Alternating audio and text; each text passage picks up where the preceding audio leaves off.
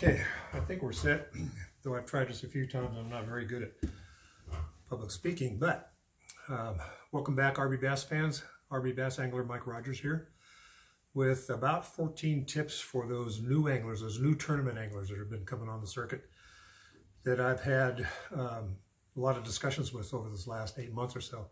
A lot of questions. The things you will need on board in order to be in a tournament and conduct it safely and so on. The first and foremost is your PDF, whether it's a full one like this that I wear fall and winter time. It's nice because it keeps you warm as well. Or one that is similar like this that I wear in late spring, summer. It's a lot cooler when it's 105 degrees outside. Has the typical pull tab on it, and the pellet that's water insoluble helps inflate. Either one of those works. I would suggest the full one for the winter time. You will also need, where is it? There it is. A PDF thrower like this. Regulation, it has to be. Coast Guard is a little bit lax on it. When they check my boat, I got a sticker right here. Well, I didn't have this, but I was wearing this. I said, I can always throw this. Coast Guard said, sure, that works, and certified. Then it's my understanding, because we were stopped once by Cal Parks, state park people, and that's a no-go. You have to have the big red foot one. So remember that, you'll need it. You'll also need a set of pliers and cutters, you know, for getting the hooks out of the fish. If you can't pop them out, you'll need a good set of cutters. These are the Bulldogs, BPS. I think everybody uses them. They're pretty awesome to cut almost anything. I love these. They're not commercial. They were given to me by another angler, Rick Novotny, because he's a lineman. These will cut anything, and quickly. You will need a set of culling clips. These culling clips are from Cal Coast. They're the originals. I love them. They're a non-puncture. They just clip right onto the fishing lip. They're numbered. I carry 6. You're allowed 5 fish, but I carry 6. So when I looked and which fish I need to reach in there and grab, number 5, and the one that I just caught, I can put them both on the scale and see which is which, and then switch out the tags. These only weigh 0.11 ounce.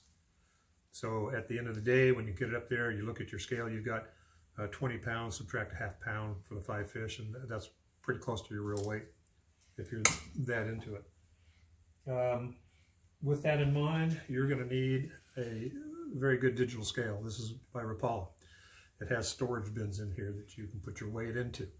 So when you catch a fish and you find out which one you need to cull, you look in here and it's number 3, you reach in a tag, you pull out number 3, you weigh your 2 fish, you cull that one out, put the number 3 tag on the new fish, and insert it back into here. So you'll always update to what you got. You'll also need, as I found out, this last year or two, I've been hooked several times in the hand by a spook and a frog. Don't ask why. But you get hooked every now and then. You'll need a first aid kit and some adhesive tape. This stuff is invaluable. It will keep you going on the water, even with any pain. You will also need a good large fishing net. Extendable handle. Sometimes even the longer the better. When you're in a tournament, you try not to do any of the boat flip stuff. Every fish is important. I have friends of mine that actually have gone to Lowe's and Home Depot, and they've bought those painter extended handles, you know, for the rollers, and they attach them to these so they can reach even farther. You will need working navigation lights. It's a must in a tournament. They won't let you out there without them. Aft and forward. They all have to be working. And it's the same thing with working live wells, which I can't show you because my camera's sitting on them. I have 2. They should be cleaned regularly. And make sure your pumps work before you go out. There's nothing worse than finding out later that your pumps don't work, and you certainly can't weigh in dead fish. You will also need, at least I bring with me, toilet paper. Yeah, you're thinking, no, he's that guy. Yes, I am. There are times on the water, because you can't get off the boat, that you're going to need this. Trust me. We also have, I bring on board a tub of snacks. This happens to fit right in my tackle box on the starboard side. If all they are is granola bars and crackers. I get into fishing so much that I don't want to stop to eat or drink. And these things you can put in your pocket or put on your chair if you got a stool up next to you. You can munch on them as you're fishing. Put something in your stomach to keep you going. You really do need that. You also need a measuring board. Most tournaments are 13-inch fish or better. Some are 12, but most are 13. Without even have to get out the scale. If you're any doubt at all, you put it on the board and you check out the length. And then you can scale it. You will also need a really good set of winter gear if you fish through the winter. There's a lot of you that don't, but there's most of us that do. A good set of bibs, a good jacket, some good boots.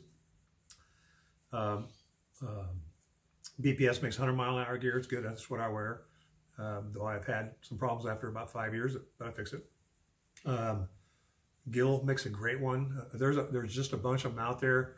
It all depends on your preference, and they get quite costly. So depending on your economics, you figure it out. But you need a good set.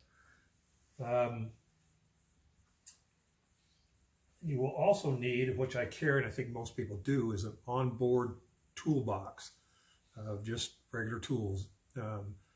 Sometimes things don't go quite as well in the engine. Maybe you blow a fuel line, or there's a leak someplace, or there's something always goes wrong. Twice in the last couple of years, I've had a problem on the engine take me out of the tournament, which was really frustrating when you're doing really well. Sometimes you can make on-lake repairs. Sometimes you can't, but at least you have a chance at it here. So always carry some tools. The last thing I think for those that do team tournament fishing to have is a nice knowledgeable partner as well. Because when you're struggling, there are times that he comes through or makes suggestions. You should be communicating and talking all the time, just how to, what to. You don't throw the same gear at the same time. You're trying to figure things out. But it's always nice to have somebody you can rely on and not just go with your gut instincts. Sometimes they're wrong. The guys that are doing solo tournaments, you just have to grind it out. But more power to you. Hope these 14 facts help you out. I know they have suggestions on some of the guys I've talked to. And we'll catch you on the flip side with RV Bass.